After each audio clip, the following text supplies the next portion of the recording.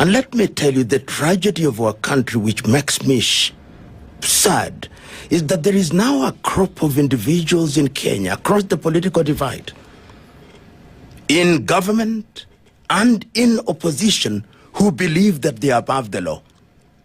They believe that they operate outside of the law. They believe that they cannot be arrested, because if you arrest them, their ethnic group will rise in their defense. When a country finds ourselves in such a situation, and I'm in the business of writing. This is one of my civic duties. I wrote to the National Cohesion Chairman, my good friend Bishop Omai, immediately upon his appointment, and I told him and gave him names of people who in mother tongue are using vitriolic language. He has responded to me, to his credit. I wrote to the IEBC, telling them that the law is very clear on when the elections will be held on Tuesday, the 10th day of August, the year 2027. The law does not allow anybody to engage in any campaign. And when you drive across the country, I was in Meru over the weekend, and as I drove, there are billboards everywhere. In Nairobi, there are billboards everywhere.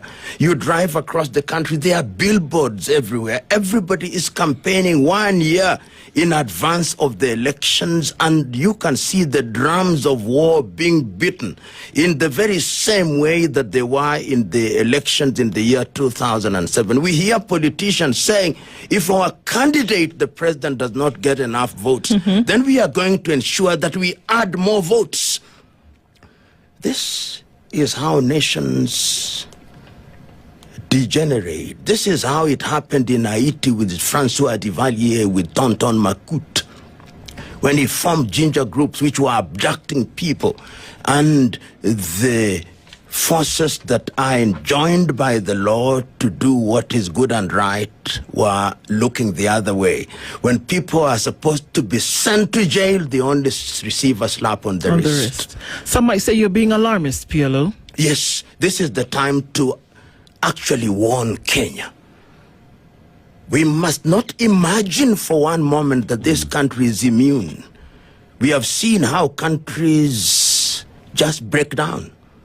This same kind of language was being spoken in Sudan. Now go and look at Sudan. It is non-functional. Let them go to Eastern Congo. Let them think about what happened in Somalia. Let them know what happened in Central African Republic. Today, we wake up and we are told that young people were abducted by who? And we are not told who abducted them. We are told that carjackings are happening by who?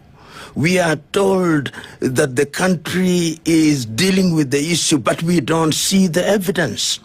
We ought to be alarmed. Every Kenyan of goodwill must not sit pretty and believe that things are right. I listen to people who are politicians, who are cabinet ministers, saying that they don't like a particular ethnic group. How can you in good conscience say that you don't like a particular ethnic group because of an individual, a miscreant in that particular ethnic group? Is this not what they did in Rwanda in 1994 against the Tutsi, and it led to the genocide?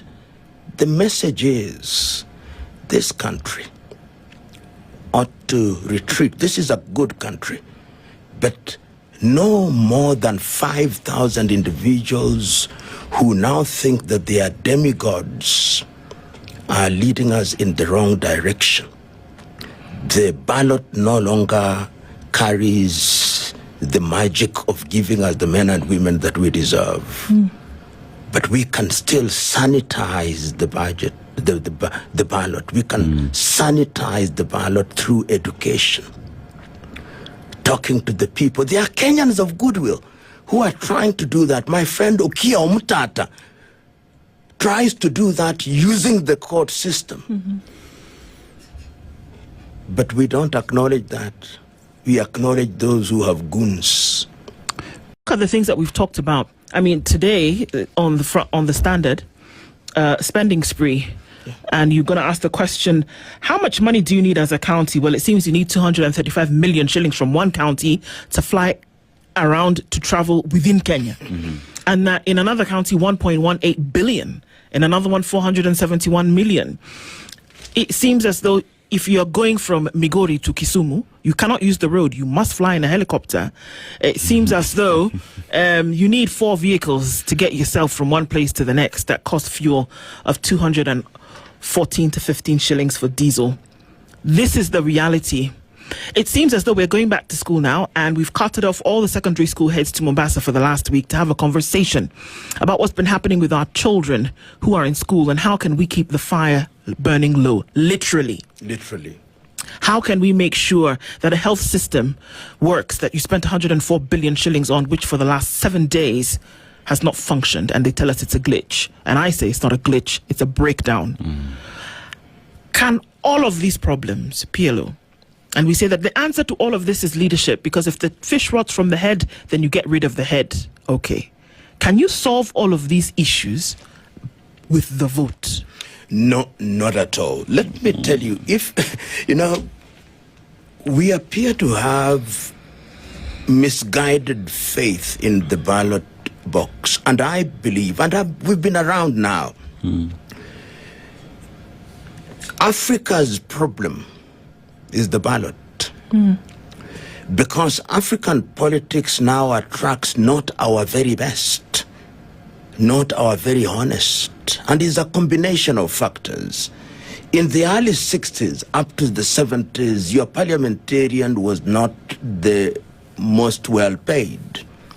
Then we assumed that if you pay your parliamentarians more, or your councillors, they call them MCAs, more, then they would perform better. Then you also gave them funds which they controlled. If they are women representatives, they have a fund, which a slush fund essentially, which they control. If they are MCAs, they have a ward fund. If they are MPs, they have a fund, which is the constituency fund. And then you created funds such as Hustler, such as Nyota, which you distribute in cash. Yes. In places. Yeah. Then those who went into politics, and that is why politics in Kenya is a life and death issue, because you have access to all these funds.